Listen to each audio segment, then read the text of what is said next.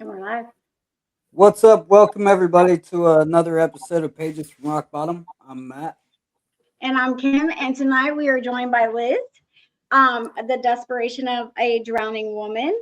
I got that from your description that you sent me. So tonight's episode is going to focus on motherhood, relapse, loss, surrender, how desperation became the doorway to freedom for you, right?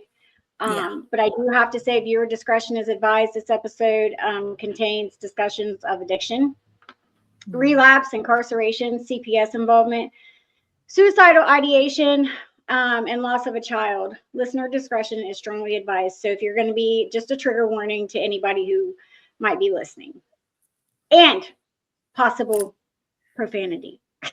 Lots of I just want to profanity. add that because Definitely. we all do it. I do it because I'm just sometimes I'm like, but we all do it. All right, Liz, welcome. Tell us who you are and where you're from. I'm Elizabeth Jones. I'm originally from the Ashland area. I wasn't born here, but I was basically raised here. Growing up, normal childhood for the most part, ball player. I think for me, my drug addiction and started picking up high school normal routine stuff, smoking pot, drinking. I grew up in an alcoholic home, but I never saw like my grandparents or mother like hammered and sloshed. It was just the norm. Like they hold jobs, they come home, they have a little mixer, and life was like that. But that was like the norm, that was like okay. And then it wasn't okay for me. I could not. Looking back now, though, do you think they were just functional alcoholics, or do you think they just like to drink? Yeah, they were functional. You know what I mean? Like I never saw my mom sloshed or drunk. She'd Right. have like 2 mixed drinks. She always had a rule. She never wanted to drink after midnight. It would keep her up all night. And she raised 3 kids. And then later on, she ended up raising 2 of my daughters, 2 of my older daughters, basically what I was in and out of my addiction. But it was just the norm to see them drink. So naturally, my drinking though in high school, like I could not stop drinking. I just could not. I became like a fish out of water. It got really bad. I was raped in high school. That's what kind of set the trigger, the tone for let me put as much as I possibly can because I don't know what to do with this. I went into a really dark hole. I stopped playing sports. I dropped out of high school. I had a baby at 18. It was random. It was a baby daddy one. I had a baby at 18. I was a kid. I was a baby having a baby. Luckily, during that pregnancy, I was able to get completely sober. It was just pot and drinking. She was a few months old. Parents loved me. They loved me. So they enabled me, my whole addiction. And they said, go get your shit together. Let us take care of the baby. You'll still be in her life. I took it and ran with it, and then the pill epidemic happened. And it was 30s, Florida, dark. IV. Yeah, IV using. It went like it never got any better. It always got way worse for me until I caught my first case. At 22, I went to prison for 4 years. Baby daddy number 2 went with me. So 2 of my older daughters is 22 and 16 now. I've been in and out of their life, their whole life. My 16-year-old lives with my dad. Our relationship is distant, but I try. I really do try today. I can relate. Was there? Sorry. I said, I can relate. I have a daughter I lost when she was 8, my first time in active addiction. She was 8 and she's 23, about to be 23. And she still to this day won't even talk to me. So I can definitely relate with the rocky relationship and how our past has affected everybody in our lives holistically. But oh yeah, it is. I'm Elizabeth. My oldest daughter calls me Elizabeth, and I go, "Are you going to say Miss Elizabeth?" And she's like, "Fuck you," you know. Yeah. And I gotta still tease a little bit because, like, that's not who I am today. Yeah. So those 2 babies. I loved when I did get sober. The first time. I got sober and I stayed sober after prison for a while. I got married and I loved the whole family thing. Unfortunately, my ex-husband, he was on Suboxone at the time. But after a while that wasn't good enough for him. So he started to do meth. And then I was reintroduced to a new love of my life. And I had to leave eventually. That marriage didn't last very long. It was very short. It was very abusive. I came home. Parents loved me. They let me come home. And I was a severe blown alcoholic. Now this is jumping all the way to about 2016, 2017. Hardcore alcoholic, drinking all the time. And I became a very angry, violent alcoholic. It got so bad because I was so miserable. I was so bitter. I was so angry over that marriage. And I just knew, like, I can't do drugs in my parents' house, but I can drink because everybody else drinks. So I did it to the fullest. I couldn't even roll out of bed without having one of those crappy beer margaritas. My stomach would just crunch and hurt, and I was violently ill the second that I would stop drinking. That landed me in a detox. I detoxed in 2018 off liquor. I had not have a drink since then of liquor, but drugs went right back to meth. Meth. At one point, my family had done away with me. They're like, "We're getting EPO on you. Don't speak to us." I couldn't go around my family for over a year. I was pregnant with my 3rd child. And so I started selling drugs. I freaked out, panicked, and like, oh crap, I'm pregnant and I have nobody to help me this time. What am I going to do? So I did what I know always what's best is just survive, sell drugs. My son is 9 years old. I don't talk about him a whole lot. He was 11 days old when I caught my second case for trafficking within 1,000 yards of a school. CPS took him, and I eventually ended up letting his dad's side of the family adopt him because of the jail amount time and you know, like, I think that was it was the beginning of a turning point for me. Like, I sat there in prison for another couple of years, jail, and I had went through all the emotions I think a person can. I was anger, resentful, bitter. I even thought about revenge, desperation. And then I got a clarity about 1.5 years into that jail sentence. And it was like the light kicked on. Like, I can go on to have a good life still.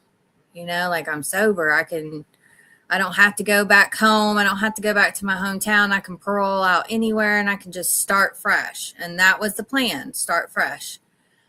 And so that's what I did coming out of my second jail sentence. I went to Lexington. and I stayed in the Salvation Army for about 4 months, worked my ass off, got my first apartment, and it was amazing.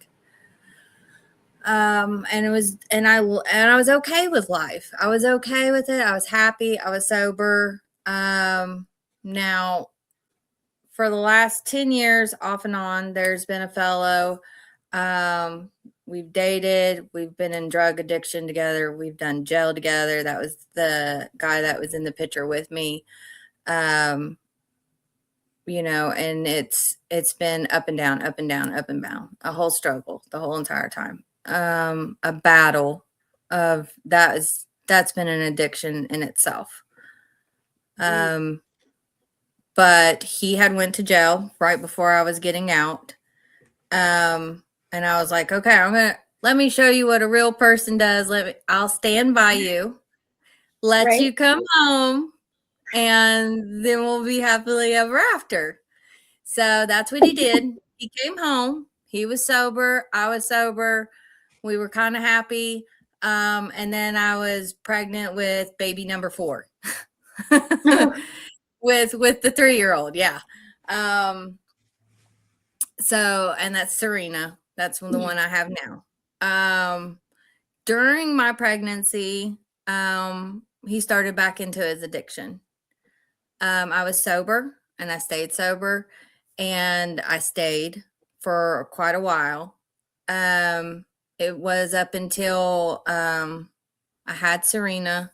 I was still sober. I was going on my 3rd year of sobriety by that point. And my mom and my family, they were just so ecstatic for me. They were so happy. They were like, I got my daughter back. Like, you are going to be so good. Because like when I found out I was pregnant with Serena, I was terrified to tell my family, like, there goes Liz, she's on baby daddy number 4. And, here's another one, that's the thoughts. That's my disease telling me, like, you're not going to be able to do this. But I told my family, and they were so happy for me for the first time. And it was so good. And so that made me just want to do it right and keep doing it right. So baby number 4 came, and my mom had come in from Lexington to visit. Serena was about 2 months old. She was there with my middle daughter, and it was such a good visit. And I'll never forget my mom looking up at me, and she's like, you did it. You got this. And the relief look on my mother's face was priceless. Like her daughter was back after a few years of sobriety, and I enjoyed it. I really did enjoy my sobriety at that time. I hadn't started working a program yet or anything. I was just living life finally. On that visit, my mom ended up passing away in my living room and in front of us. I'm so sorry. It was very sudden. It was very traumatizing. Serena was 2 months old. My middle daughter was 12. And mom was on a visit, and she died. And it was horrible. I can imagine. It was very horrible. It was very violent. She passed away very violent death. It was very scary. And then here I am with a newborn and a daughter that was basically raised by my mom, in my arms. And then I had to call my family back home here in Ashland to say, hey, mom just passed away. It was crazy.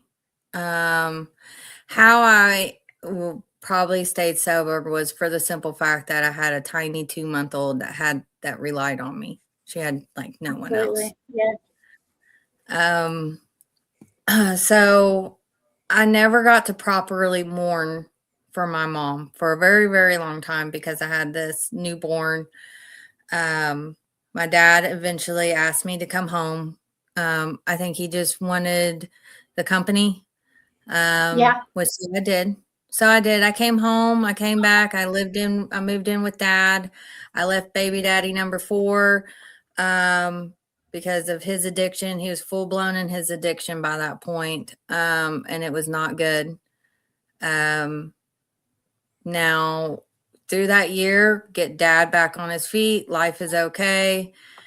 My middle daughter, me and her started, it was like, me trying to be mom after all these years, and her just losing basically the woman that raised her all those years. We started butting heads a whole lot.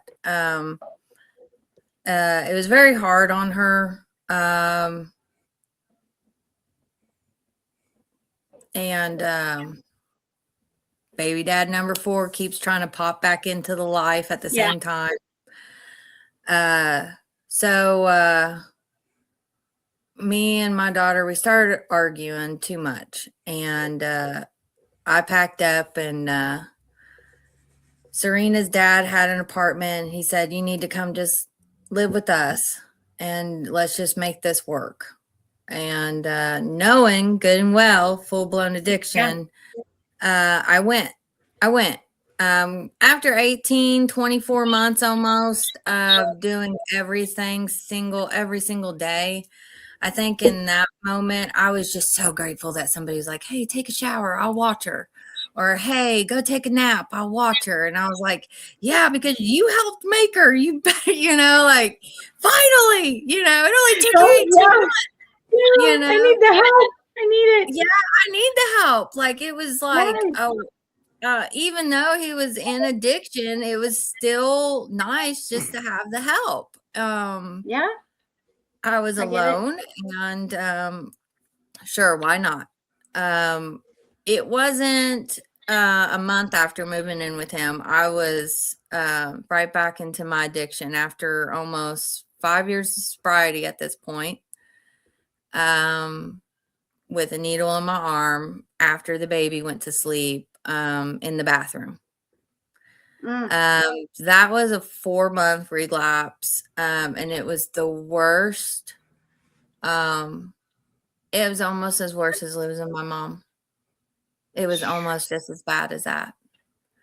Because every time I did a shot, every time I went to do something in the bathroom, every night that I put my baby to bed and then would rush into the bathroom or rush into the bedroom, I just cry every time.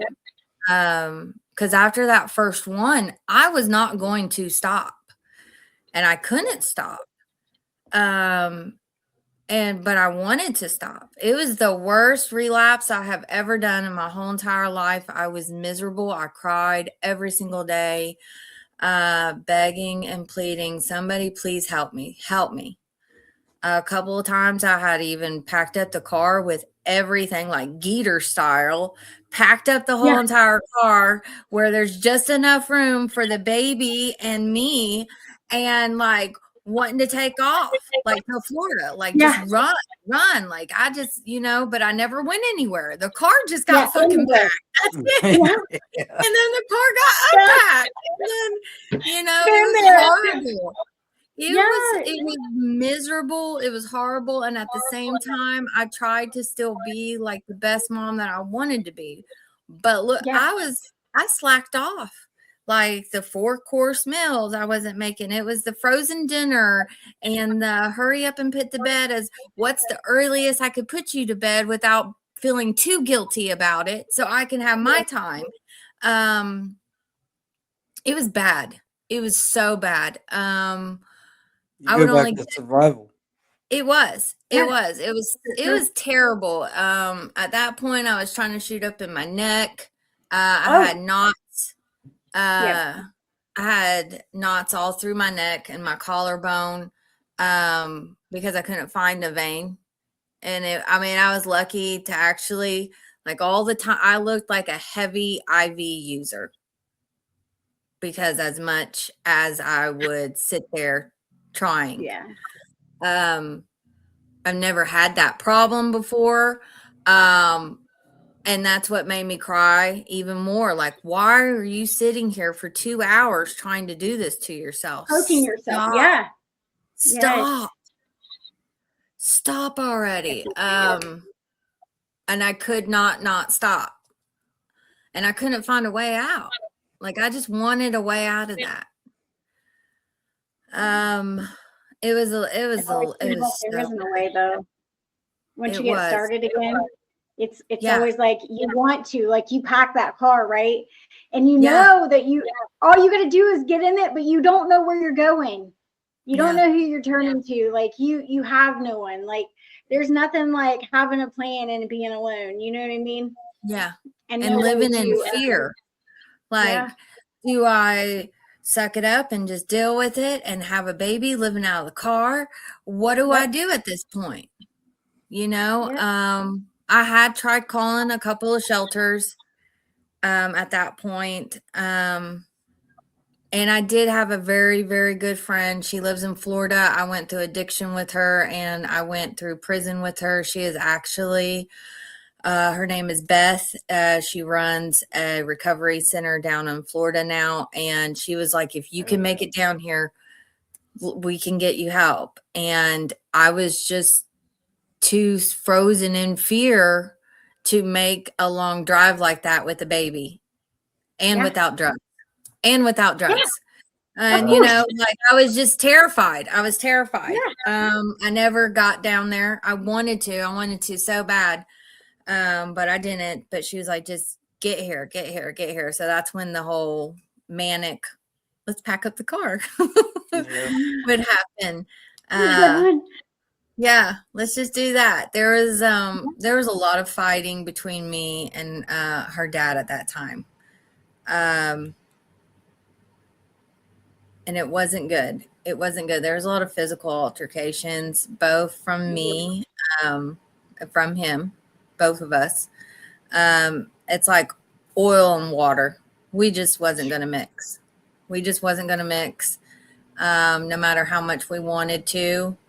And the more I wanted to, you know, it was just bad. It was bad. And that had been going off and on 10 years. So it was the same thing every time in our addiction.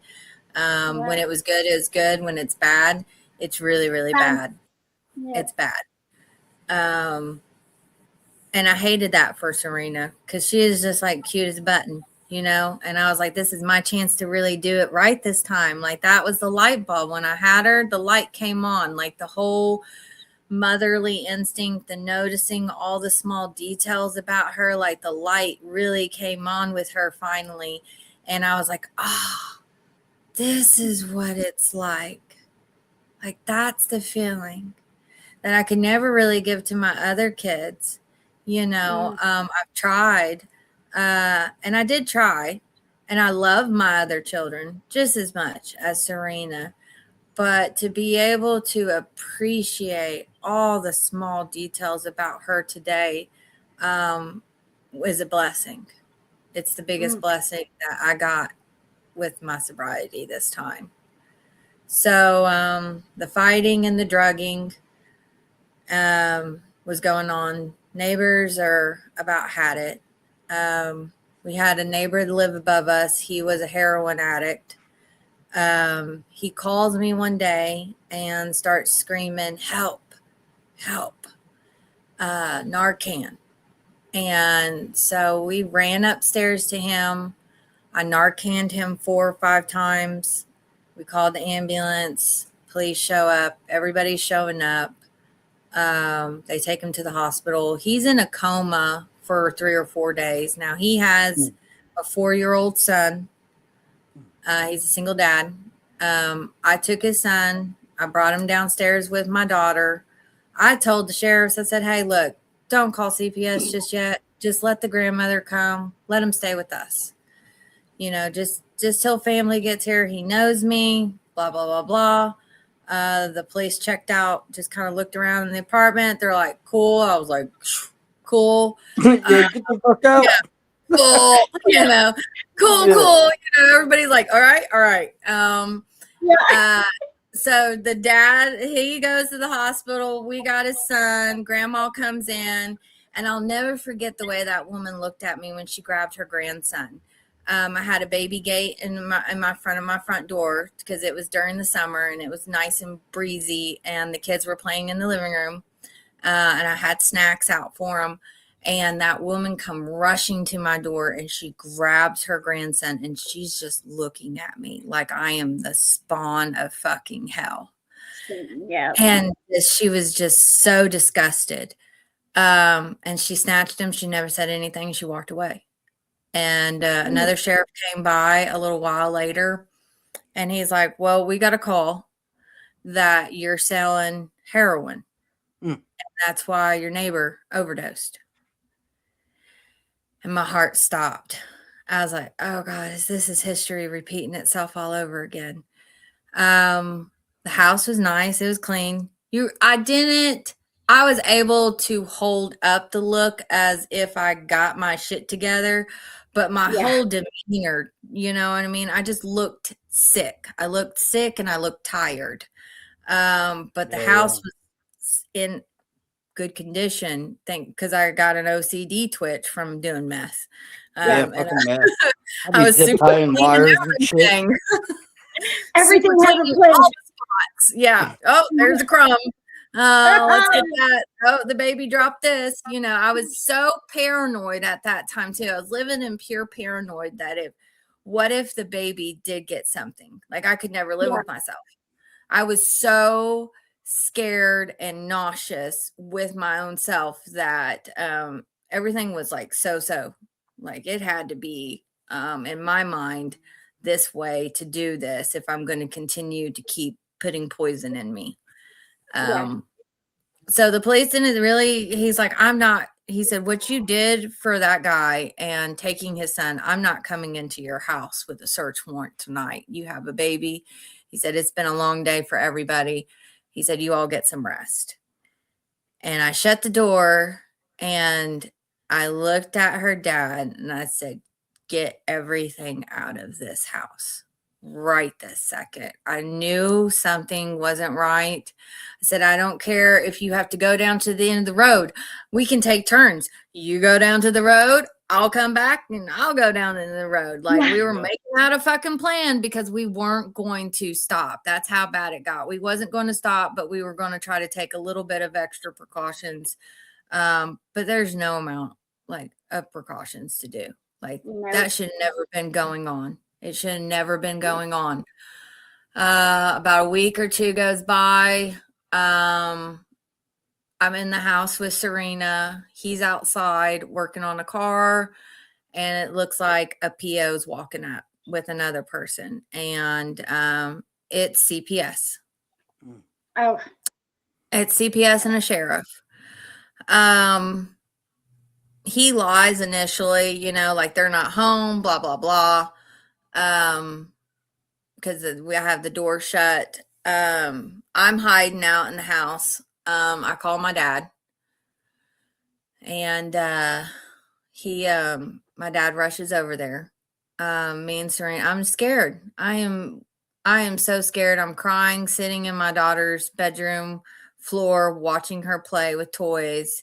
And then they call me on the phone, and they were threatening to take Chris to jail. And Dad said, come on out, honey.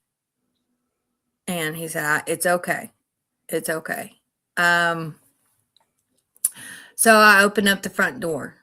The CPS worker was pissed that Chris had lied, that we weren't there. She said, I need to see the child right this second.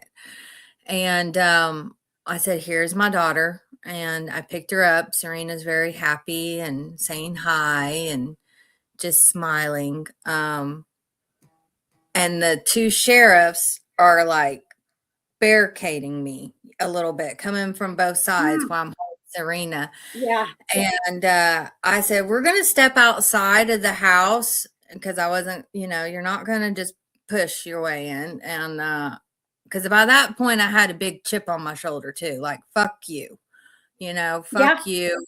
How dare you? Yeah.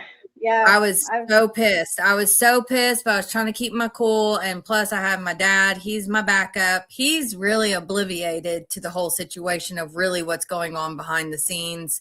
He just knows that, hey, this is my daughter, and she's been doing a good job at being a mom. So dad's got my back a little bit, and he said, no, you heard her. We're going to take this outside. And so I sit on the porch with my daughter, and the two sheriffs are just like really like standing over top of me. And that lady is just like, you're going to have to take a drug test right this second. And I was so mad. I'll never forget it. I said, no, I'm not. I said, my 5th Constitution Amendment right says you have to get a court order, bitch. And that was all it took. That was all it took. It was bad. It was so bad. I did not take a drug test, but I did go to jail. Yeah. I did not take a drug test.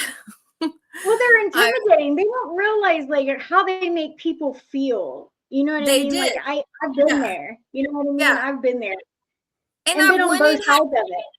I would not have went to jail if it wasn't for her. This is how God works. I had a $200 pay or stay fine from a debit card not clearing. Yeah. It was a $200 fine. The little things. So when I wasn't going to take the drug test, the sheriff said, well, then you're under arrest. And now you can go bond yourself out for $200. So I went to jail, hysterical, losing my shit. Dad took my baby. He said, she's going to come home with us. She's lived with us before. That's her blood sister. She's my blood daughter, blah, blah, blah, blah, blah, blah, blah. So I go to jail, and I think my baby is going with my dad and daughter. During this time, it's about 11:30, 12 o'clock at night. They go through the check-in, check-out process. I really get bonded out for the first time in my whole entire life. Thank God it was only $200,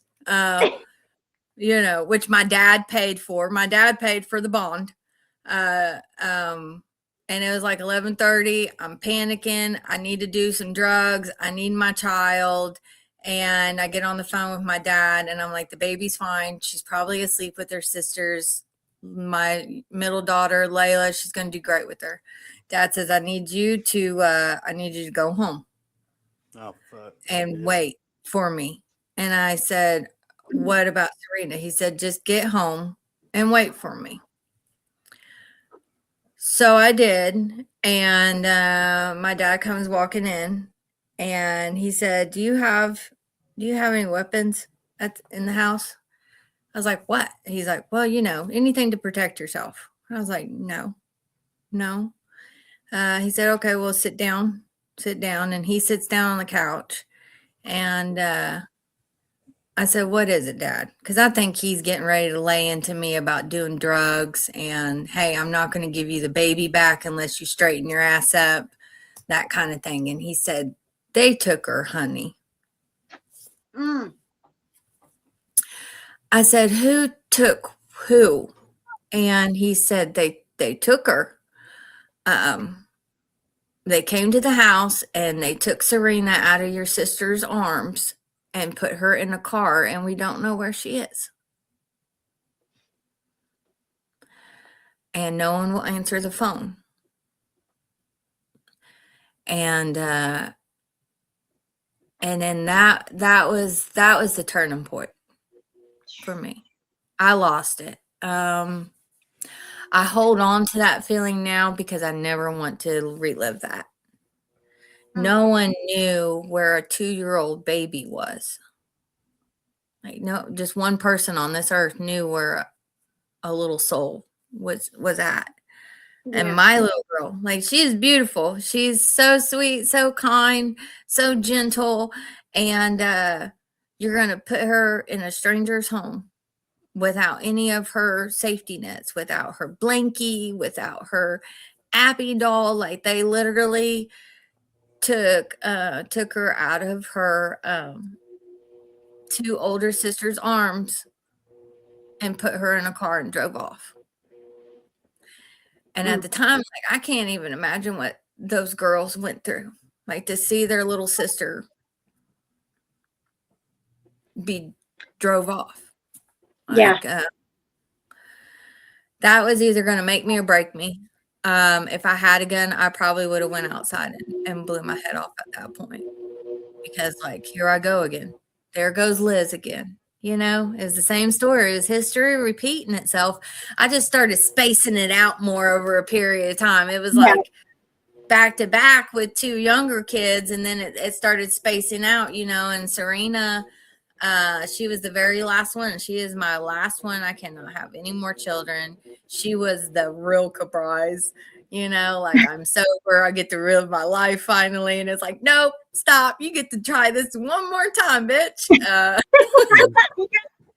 to try this one more time. Don't fuck it up. And I fucked it up.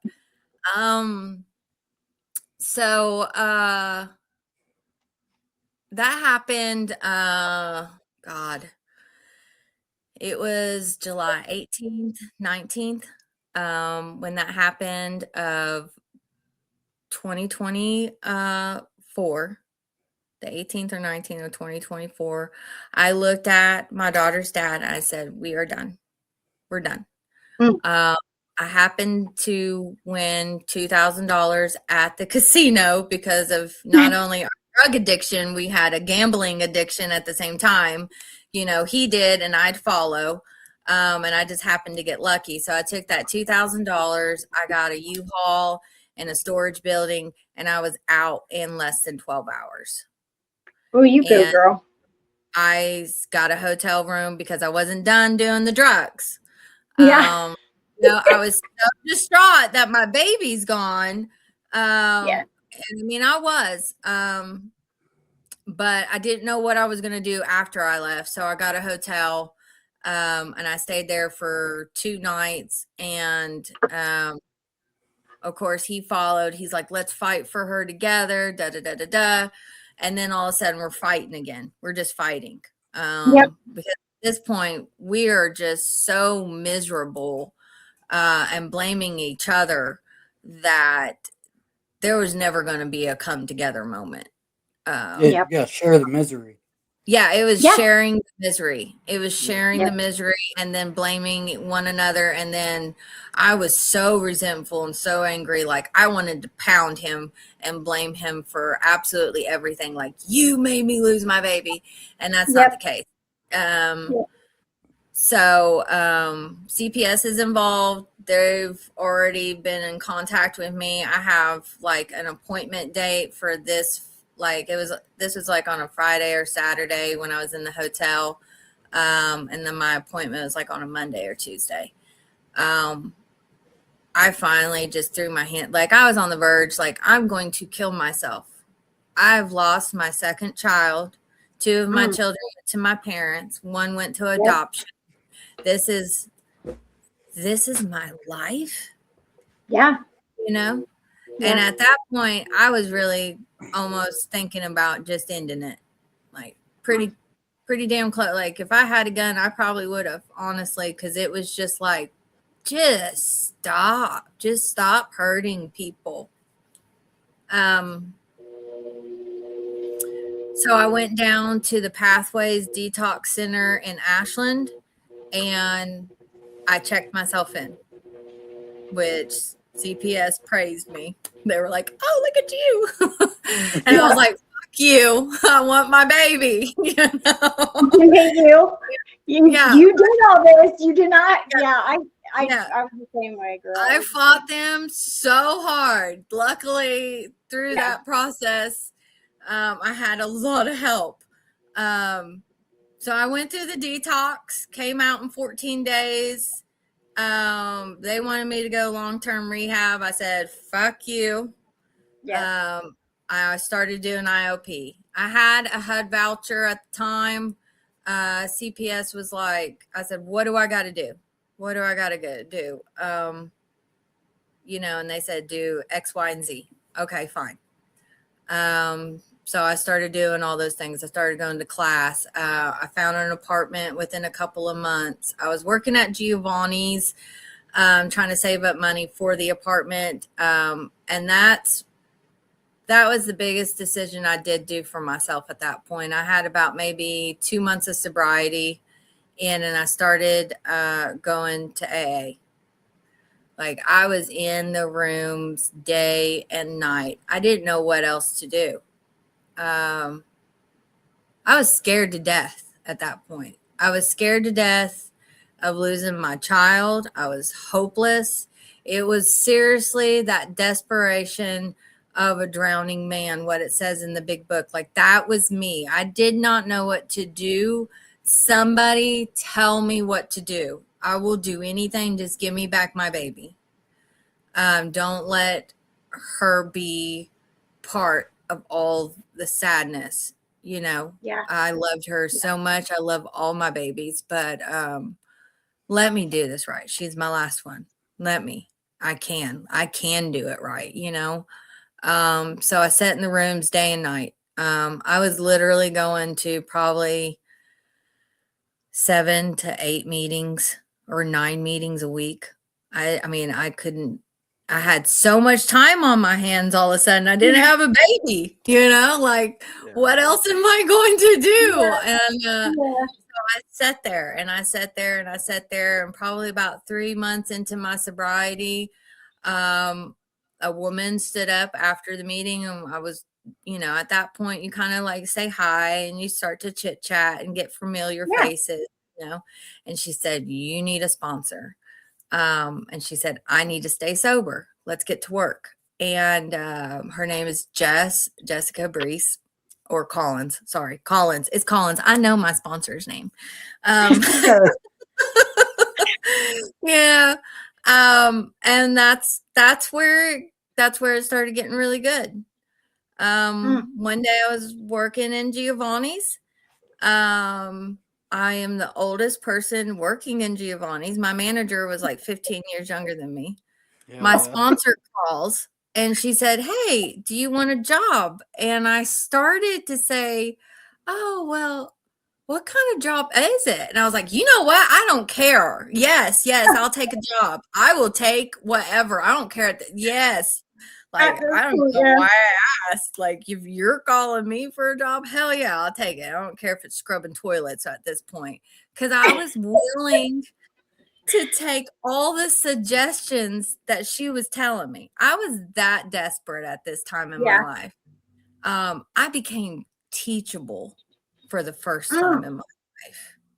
Like, I truly did. Like, nothing else has worked.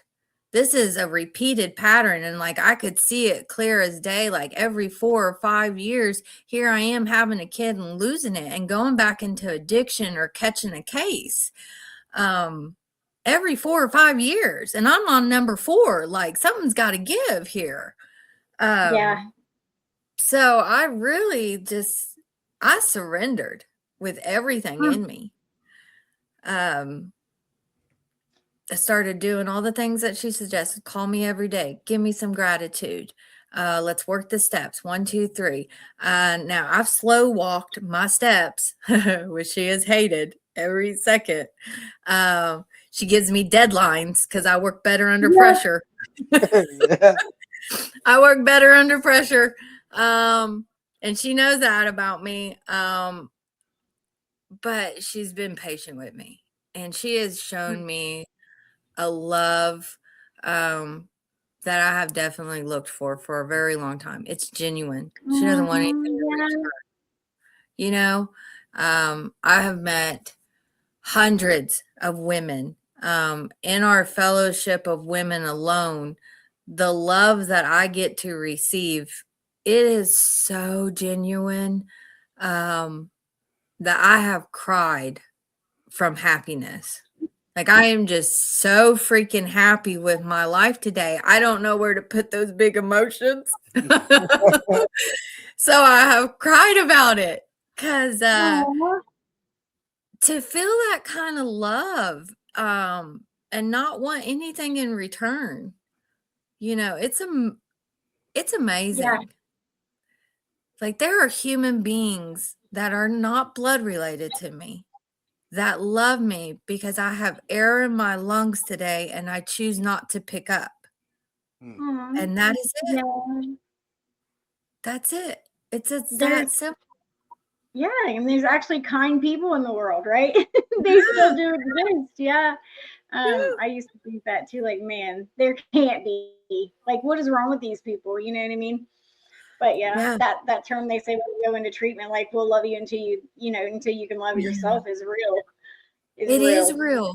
It is real. It is. And when I became like teachable and willing, I got to get that look at myself while I was working the steps and see my character defects and everything like that. And that was a huge moment for me. To realize all my character defects, of my expectations, of people pleasing, of entitlement. That is not my baby. That is God's baby, and I just get to today. Like, that's the way it was laid out to me, and it wasn't sugar coated, because, like, it's not like I'm ditzy or anything. I was just very naive. You just got to say it to my face flat out. Like, it almost kind of rude, but it was never done rudely either. It was done because she loved me so much, and that she wanted me to see me get my baby. And I think when you start truly working a program, like, you have to learn to take constructive criticism. Oh yeah. yeah. Oh yeah.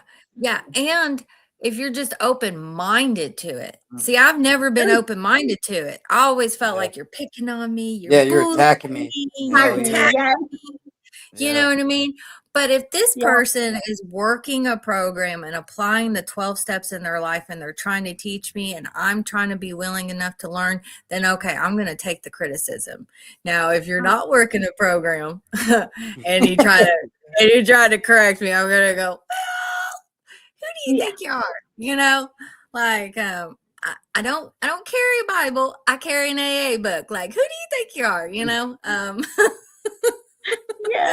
don't work a program, don't tell me. You just stay in your lane. Just stay right over there. But so I was really willing. And I'm glad I did. My sobriety sisters they have saw me through that CPS case, because for the last year, it was an up and down battle with CPS. I'm doing all these things. I did IOP, graduated that. My sponsor got me my first job in treatment as a house monitor, midnight shift. So that still made room for all my meetings. I had a home group. I did all the things that was asked of me plus some, because I just wanted my kid home. I just wanted her. And I knew I loved sobriety, but, and I can look back over the time that I had been sober, and I was content with life. But what I get from working my program today is a spiritual freedom and happiness that I can't even express in it 10 words. It's like a star has burst up inside of me when I got my spiritual foundation going on, or I'm in a meeting and I hear one of my sisters give her lead. I am so in awe. It's just in awe. Like, this life is so fucking beautiful. And I have had blinders on for the last 20 years, and I get to enjoy all of it finally, and every moment of it. Even on the hard days. The hard days are not even compared to standing there in my baby's doorway crying because I could not stop putting a needle in my arm. Like, even the hard days here, I tell this one to my clients, because it is God. This is God again. This is my higher power. A few months ago, I was switching jobs, and so I had a half a paycheck to see me through a new first paycheck. trying to rush around. I drive into the bank. I throw my paycheck over to the bank teller, and she's like, "Okay, how do you want this?" And I was like, just give me 100 back and put the rest of it in the account. And she's like, no, I can give you a receipt. And I was like, wait a minute. I put my paycheck into the wrong bank. Oh, shit. It was a bank that I had opened up in my 20s in pill epidemic. When you open up 20 bank accounts and you put them all in debt. Yeah. Yes. Yeah. I was right there. I was there and didn't know it. Went inside screaming and hollering, "What do you mean you're keeping my paycheck?" It was like almost $1,000 paycheck. I'm hysterical, crying. I did not pick up over it, for one, which any other day of the week, that would have sent me right out the door. Like, oh my God, I lost $1,000. Now I have to figure out how to get $20 to get a hit, Yeah. But I didn't. I came straight home, cried, hyperventilating a little bit. Called my sponsor. I called my sponsor. I called other support. I took 2 showers. I went to 2 meetings, and I was still hyperventilating. My sponsor said, that is one fucking financial amends. She said, that is God. Who would have ever thought? She's like, I was like, I hope my credit's good. That's the only thing I can think about. Like, it better be so good. That's one thing you didn't have to pay back. And I've been sober.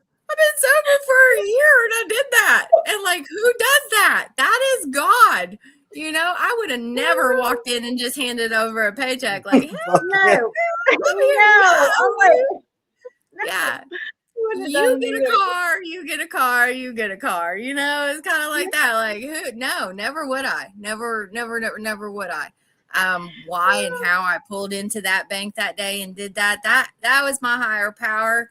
My credit is fabulous now. I might be able to eventually buy the house. That's the only thing that keeps, like, you never know, because that's how this program works. In the big book, it says, like, nothing happens in his world by mistake. Absolutely nothing. So I don't have to pick up and use over the big problems anymore.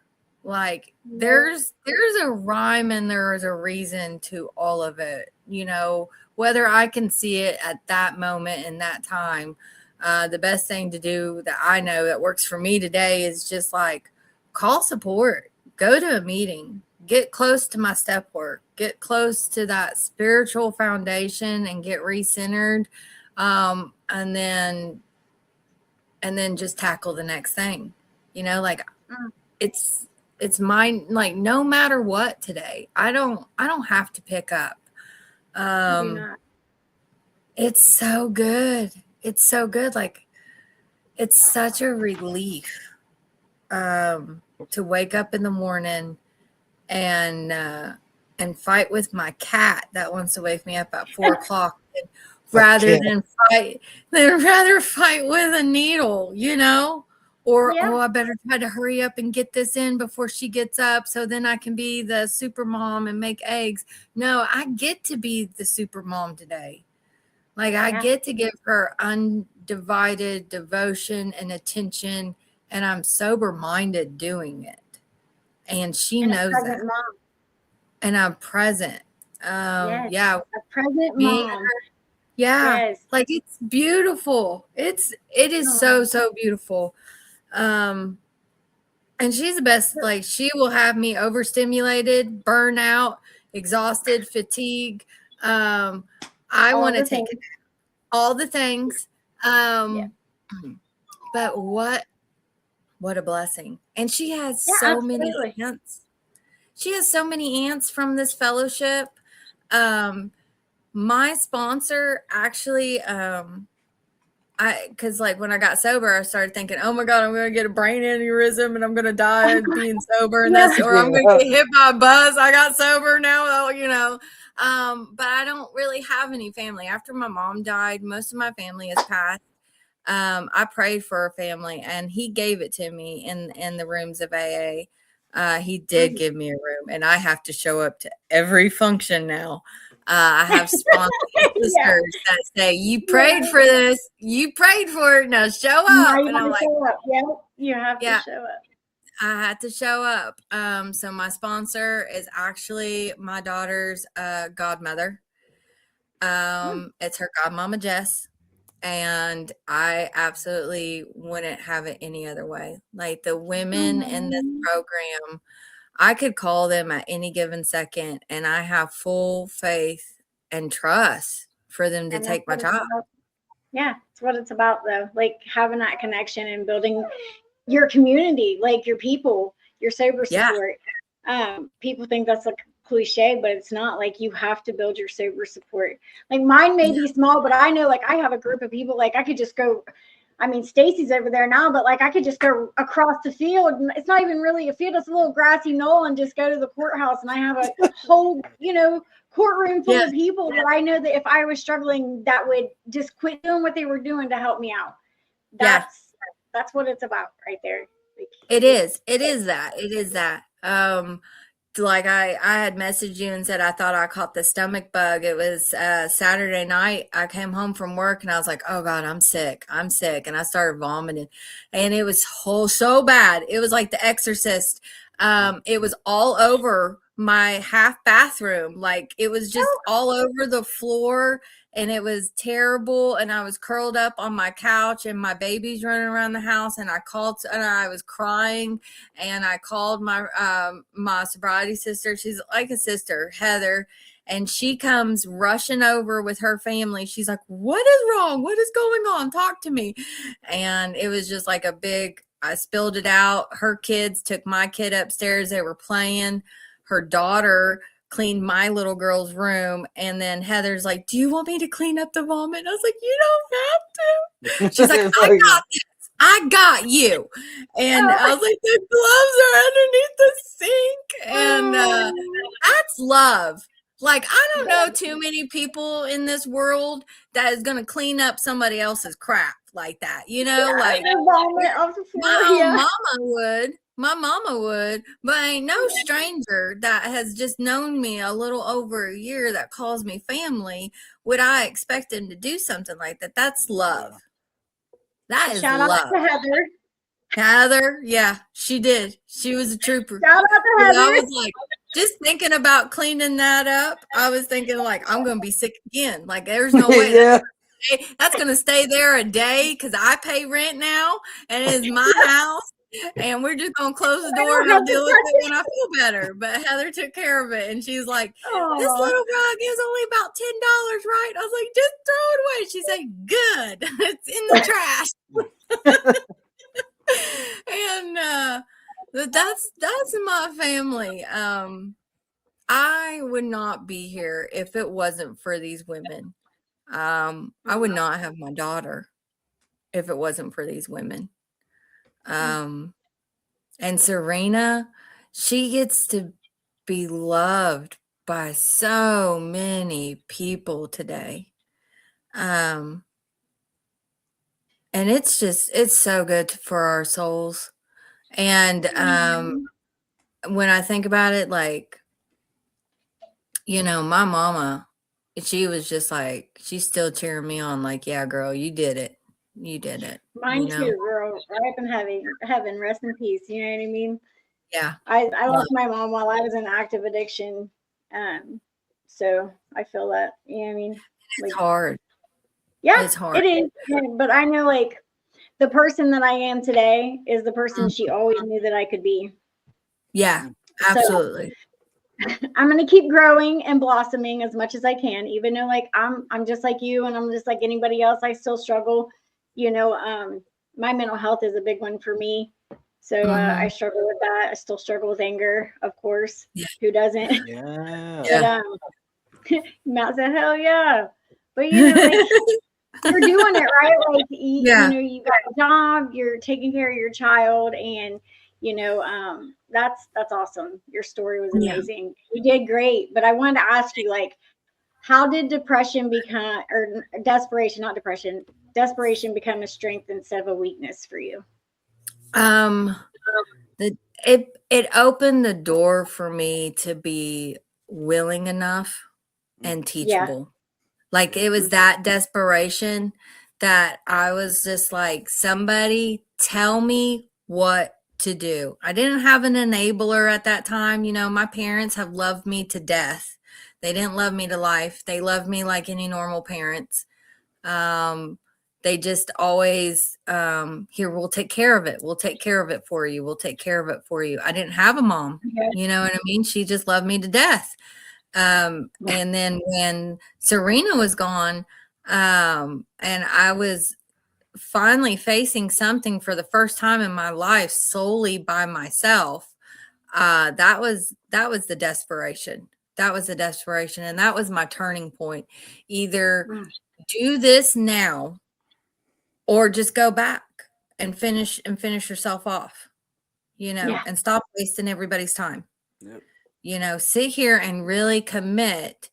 And that was another realization. Like, I had to finally, like, it switched on for me like 3 months into sitting in all those meetings. Cause I mean, I shit you not, I was going to like 8 or 9 meetings a week.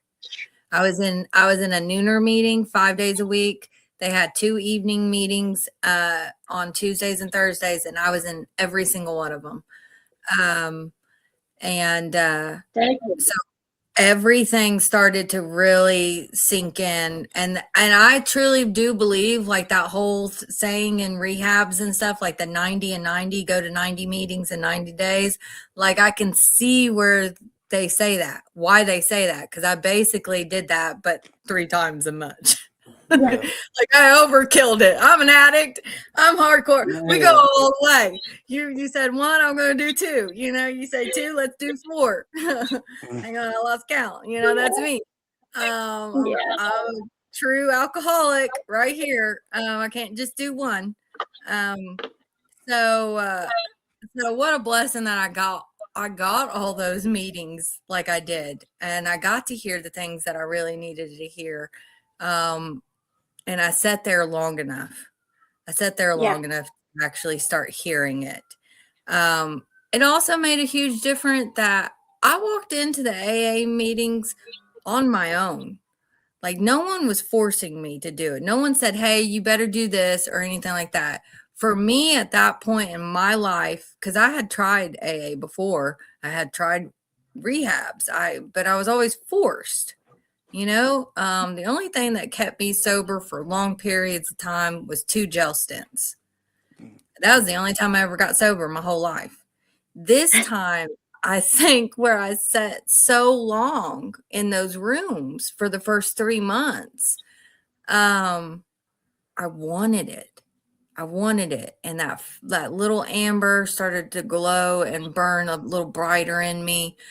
The promises and in AA, you know, they started really coming true for me because I was putting in the work. You know, I was always taught, you know, oh, God will move mountains, pray about it. In AA, you know, they kept saying, well, God will move a mountain for you, but you better bring the shovel. And it clicked, you know, like, I'm going to have to work hard, so hard for this life if I want to keep it, if I want to get my baby, if I want to give her all the things that I want to give her. Like, it's going to take who we are. Yeah, it's going to take some real action. It's going to take some grit. And every day. Every bit of it, every day. Every day. Even when you're vomiting in your bathroom floor, every day. Every day. You still got to pick yourself back up and just keep moving forward. Absolutely. And because of all these great people in my life, I don't even have just like a job. It is finally at 40 years old, like the start of a career. Hell yeah. You know, that's huge for me. I started college again because of people in my life in the past year. Like, I'll do you, boo-boo. Right. I'm severely dyslexic. I'm a high school dropout, a junkie with 4 baby daddies, and I started college and starting a career. Like, You go, what? girl. Like You I go, astonished girl. myself. It's like, fine, I get to be somebody more than just the junkie. Yeah. I get to be somebody more than just the shitty, crappy mom. It's Um, a powerful feeling when we finally come to the realization we get to write our own story, right? yeah. Yes. And Yeah. keep writing. And that's what I tell people, like, you got Yeah. sober. Do you know what the fucking odds of that is? Like, you're sober, you're still sober. This is your fucking life. You get to be whatever the fuck you want to be. I don't care if you want to wear a cape and call yourself Superman and run around. You get to be whatever the fuck you want to be because you got sober. Like, Yes. go extreme, go for Yeah. it. Yeah.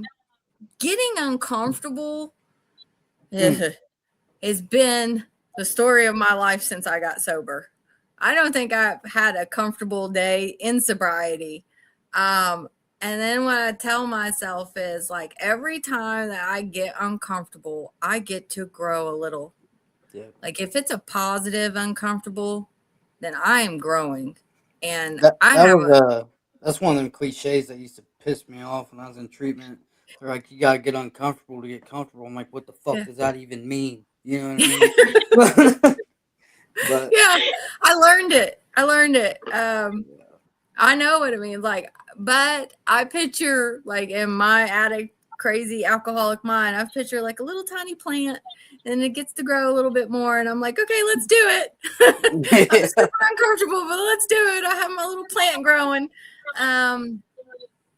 It's good. Life is so good, even on the hard days. It's so, so good. And I get to help other people. I get to give that experience strength and hope, to somebody else. I have some sponsees.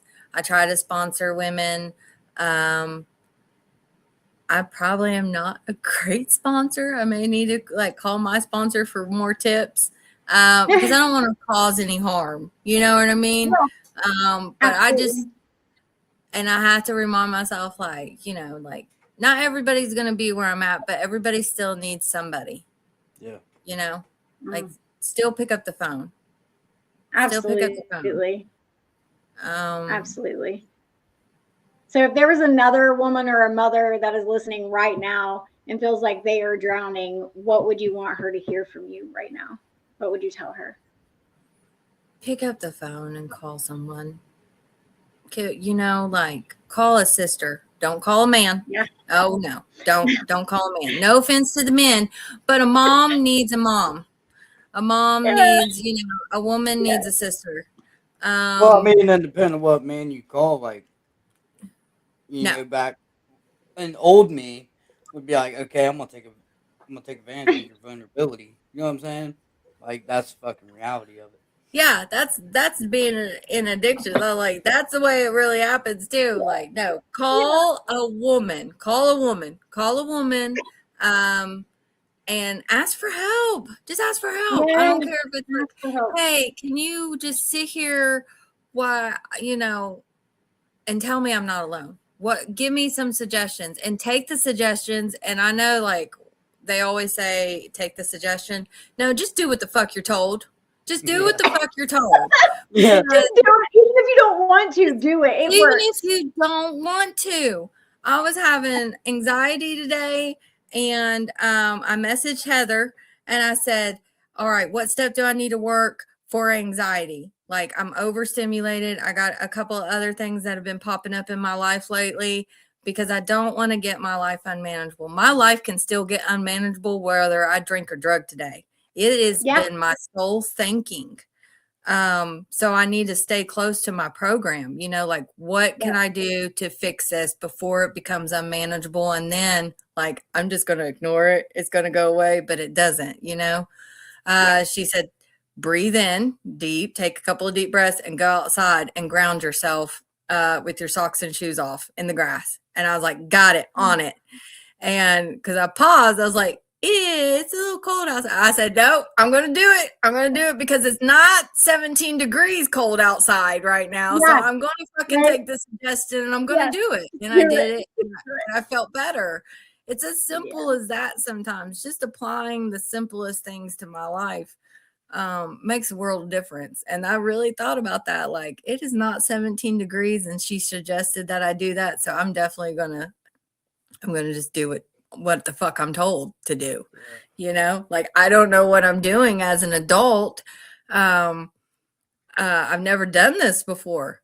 You know, I've never been an adult before. I'm learning all the things. So anytime I don't know something, I try not to be a know-it-all anymore. Like, I used to know it all. Today I don't. I And think I'm we all okay do. with not knowing. Today I'm okay with not knowing. Let's call somebody. Let's call backup. Let's call support. Like, do not ask. That. If Do we had not more ask. people, we could probably save more lives. You know what I mean? Yeah. If people would pick up and actually have that conversation with people, or just, hey, go hang out, even if you are using, help Yeah. that person if you can. Yeah. Go for to a sure. meeting. Say, hey, how do I stop? You know, I have had girls come to me and are like, Liz, I need a place to stay, or Liz, what do I do? And my two suggestion is you have to be 100. Like, my door is open. I would not mind opening my door to anybody that is willing enough to stay sober, willing enough to put in the work, willing enough to do all those things. But I was like, you have to get clean, and the first step is like a detox. I don't care if it's 14 days. I don't care if you feel like you need 28 days.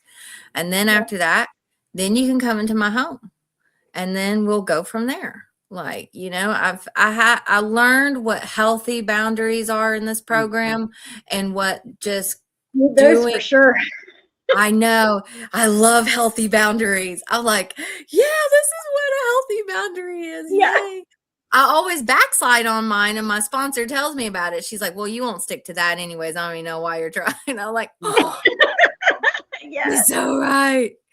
She's so right. And I was like, I'm going to this time. I really am. I mean it. But I don't. I usually backslide after a few months, and then she reminds me, and then I have to put in some more work.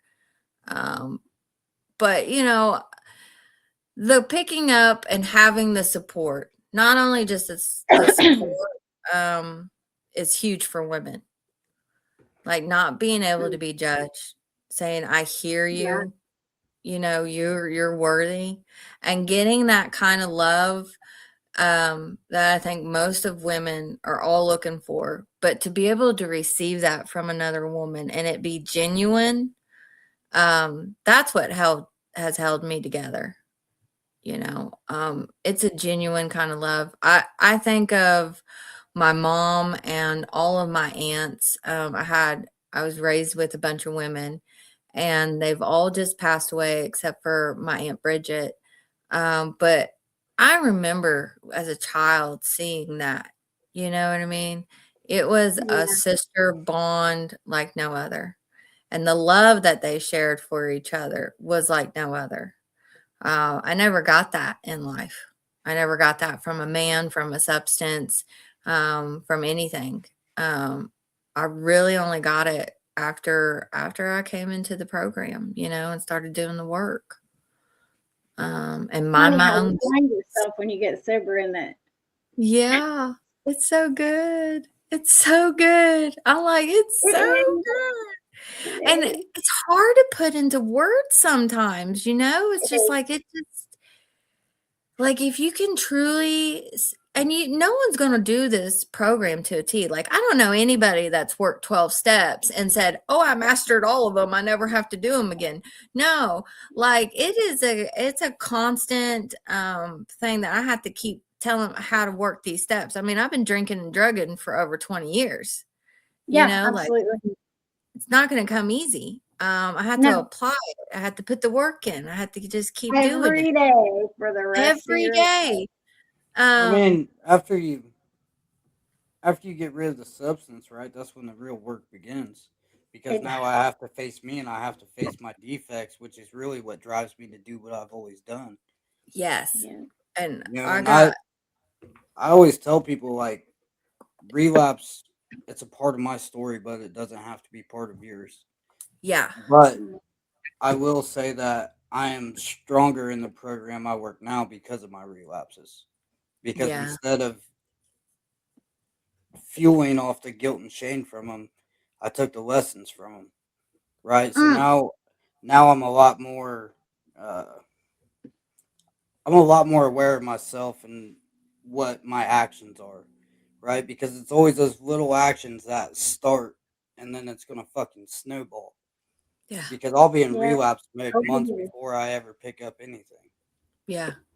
Sure. And I probably have been there a couple of times because like my life will start feeling super unmanageable and I'm like, oh my God, what is going on? My whole world's crashing down, and then like I pick up the phone and do what I'm supposed to do, and call my sponsor, work some And get the help they steps. need.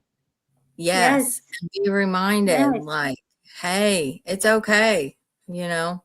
Yep. And that's what I've done with this relapse. That 4-month relapse was the worst, one of the worst things that I could have ever done to myself. Losing my baby in that instant. I felt it was like grieving my mother all over again. It really Yep. truly was. It was horrible, but I took it and I've let it fuel me. Yeah. Because I never have to do that again if I don't want to. Mm.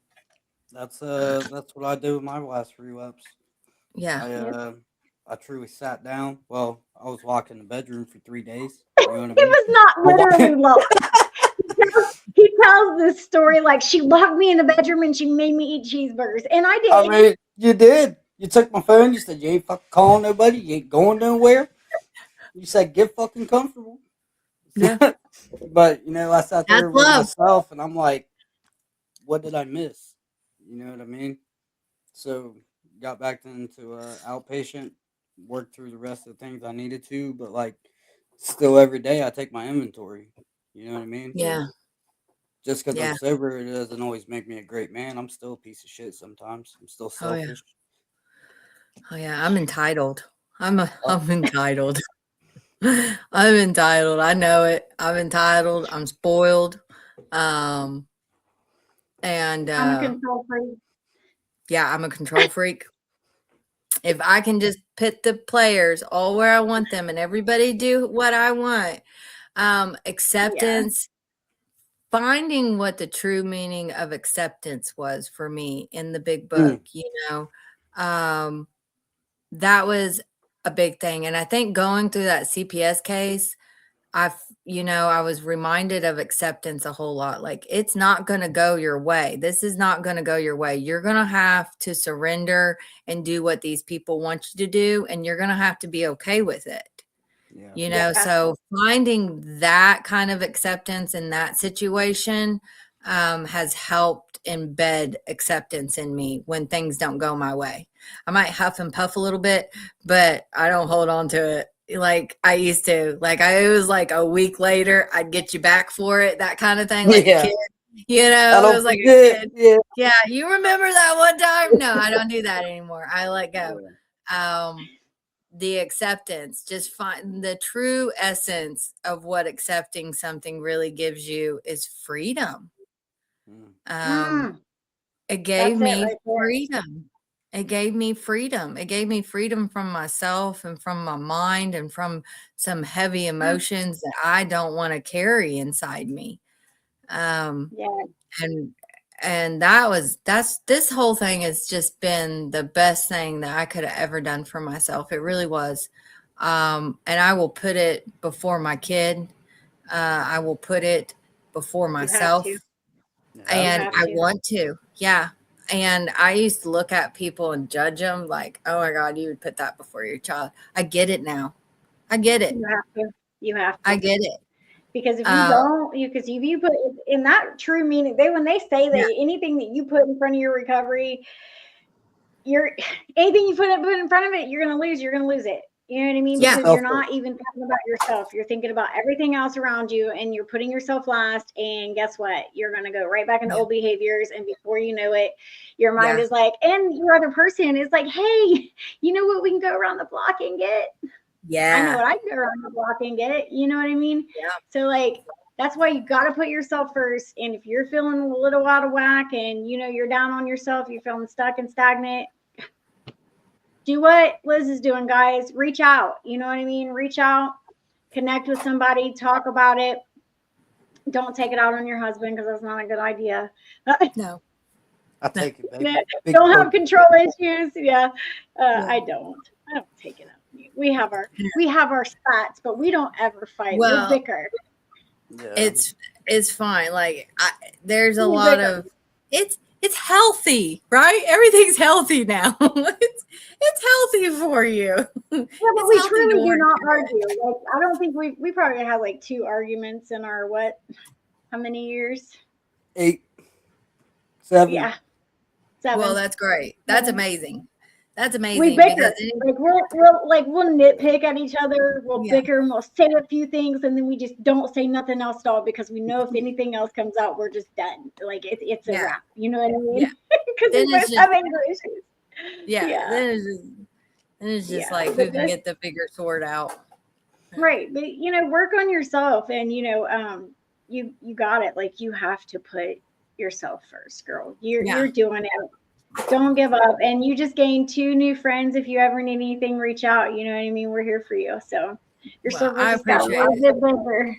I do. I think it's still very, very inspirational and admiring that you all put yourself out there to try to get as many stories and just different views on it. Like it's amazing. Like you don't see the world like that, sometimes it's always about the dark and the sadness and the depression. And like Heather and Jess, and I have my best friend Kaya, they're all like lead in light and love. And here I am just carrying my little plant, like, let's grow, like, let's go. Like everybody, like, come on. Like it's beautiful. It's so good. It's so good. So when you find your people, do not let them go. Stay connected. Like I have to be vigilant and with sometimes like I went through the process. My sponsor was like, I want you to call 3 sisters and just ask them how they are doing. Stop talking about yourself for once. And I do that, because we're selfish. So I try to do that. I try to everything that I keep learning, I try to apply it to my life today because my life is so good.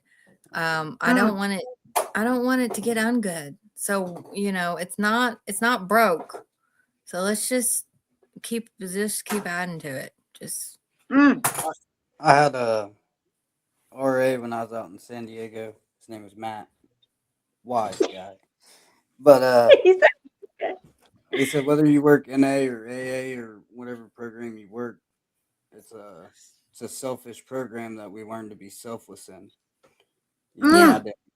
I didn't understand what he meant until I finally started truly working a program. Yeah. Aw.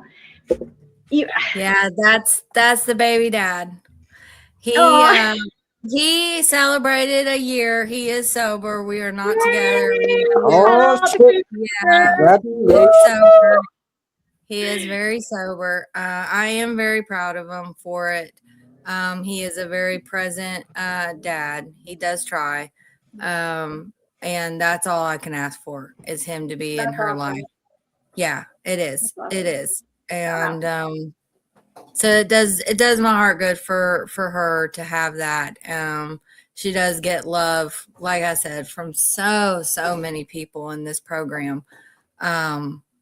Like it's just amazing. I mean, even at Christmas, the fellowship, my fellowships, we all got together and we actually have a picture, and Heather, I think, has it hung up in her house, of all of our kids together, with Santa. And there's like 12 of them. Like this baby's got siblings. She's got cousins. She's got, Yeah, she's got family. She has a family. all. She's got it Yeah. all. This baby is so freaking blessed in this program. She got it all. She got it all. And my mama, she would just be crying right now with tears. She would be so happy. Oh, there she is. Well, we got to say hi. Yes, come here. Come say hi. You got new pillows and a toy. One toy, just one. Come here, Nugget. Come here. Oh, she's so worried about the toy. Oh my God. Can you come here for a second and say hi? Oh my goodness. Come here. Take off your jacket. Say hi. You want to say hi to my friends? Hang on. I know you're so excited. Hang on. Come here. You ready? Oh, there you are. Hi. Hello. Look at you. You gonna say hi? Say hi. Look. Who's like, that? Yeah. Yeah, you see your picture of your dad? Say hi. Say hi. What's your name? I'm Kim. Okay. What's your name, Serena? You might. So what is it? Serena. Yeah, Serena. She's too excited. She definitely got a toy that she loves. These surprise things. What'd you get? Oh, a mystery. Is it a mystery? Is it a mystery one? You get to see a surprise in it? Yeah. Okay. You're gonna open it right now. We love mysteries and surprises. I do. Sometimes it depends. It depends on what the surprise is. Hang on. Stacy says she wants candy. What is it? They go little things like them, like you could they go and that little egg you have to crack open. The little egg gotta crack open. You gonna tell them about it? Yeah, you have to crack open it, and they're like one of those inside of it. If you would want to, I don't know. Oh, that's awesome. I'm sorry. Yeah. Wow. What'd you get? What? Oh my goodness.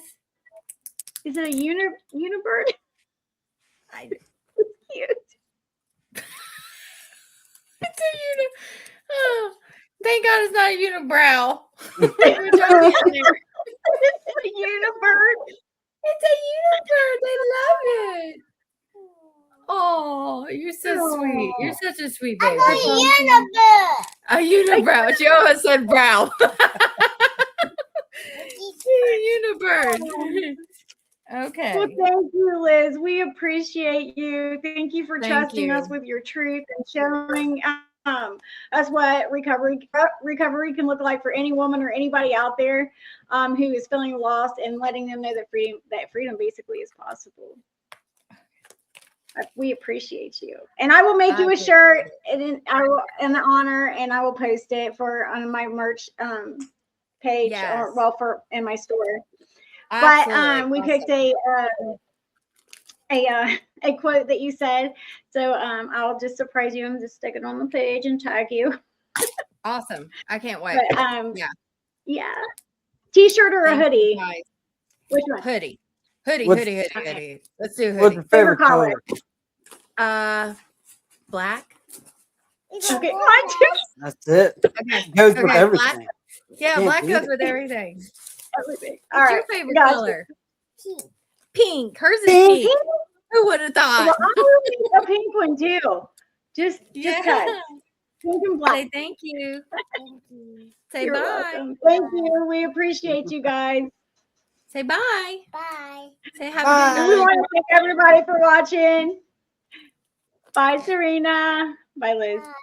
Bye. Okay. We have another segment coming this Wednesday. I had the person that we got this. Who do we have this Wednesday? Sorry, guys. I lost my place a little bit. This day we got Miss Heather Coons coming on to share her story, 7 to 8:30. Do not forget to go check out our merch store, Echoes of Recovery. I will share a link in the comments, and also We have a special event this Saturday with Michelle Gilmore. Woo! Yeah. Coming on it'll be 7 to 8:30. We have the whole month booked up. A lot of great stories, a lot of great people coming on, and we get to meet, a lot of great new people. Actually, some of them we know, some of them we don't. So it's always interesting getting to hear, somebody else's story. And we just want to thank everybody who came on to watch us tonight and commented and just participated.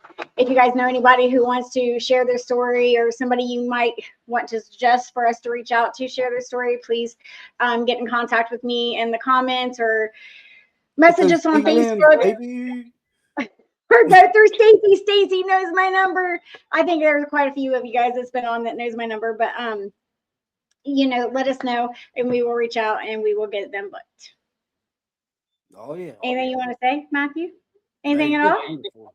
That was I did wonderful. Yeah. Check Merch store on our boxes. YouTube page, and do not forget to share out so that way we can get more likes and more follows. We appreciate you guys. Thank you guys, and you get everybody having a good night. And this dog is bye. okay. Bye.